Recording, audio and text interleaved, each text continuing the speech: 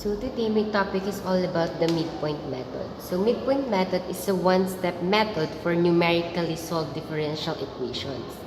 So the formula for midpoint method is y sub I plus 1 is equals to y1 plus a sub 1 plus k1 plus a sub 2 times k2. Then our a1 is equal to 0 and a2 is equal to 0. So therefore, we have a solution for computing the value of, since our initial value is 0, so for y1 is equals to y1 plus k2 times h, or yi is equal to yi.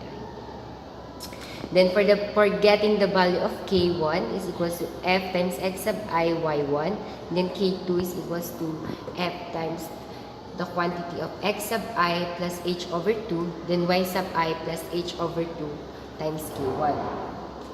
So first, we're going to have an example. So the example I'm going to use is the values that I use to the previous method, which is the Euler's and the Yun's method. So we have a function dy over dx is equals to 2x plus y minus 1. Then our x sub 0 is equals to 0, then y sub 0 is equals to 3, then our h is equals to 0.2, since our initial value is equals to 0.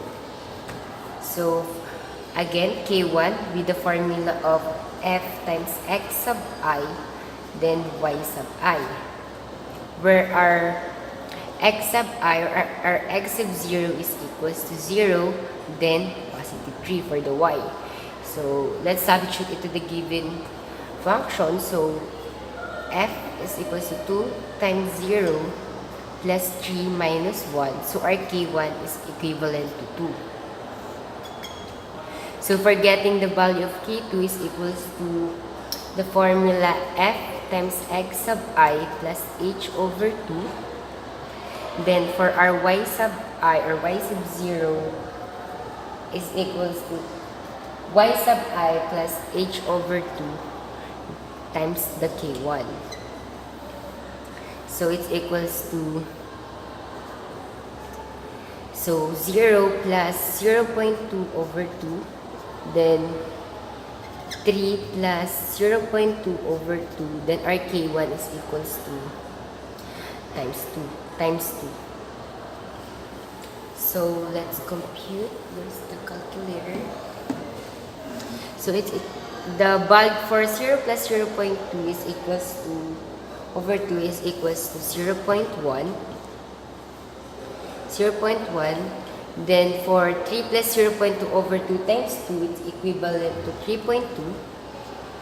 Then substitute it to the given equation or function. So 2 times 0.1 plus 3.2 minus 1. So the value of our k2 is equal to 2.4. So the last, for computing our, we have a formula y sub I plus 1. So since our I is equals to 0, so it equivalent to y1. So it equals to y sub 0 plus k2 times h.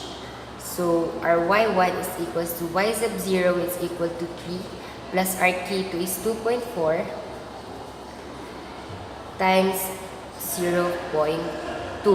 So the value of our y1 is equals to 3.48. This is the same as our answer to the Yun's method and for our Euler's method. So that's all for midpoint method.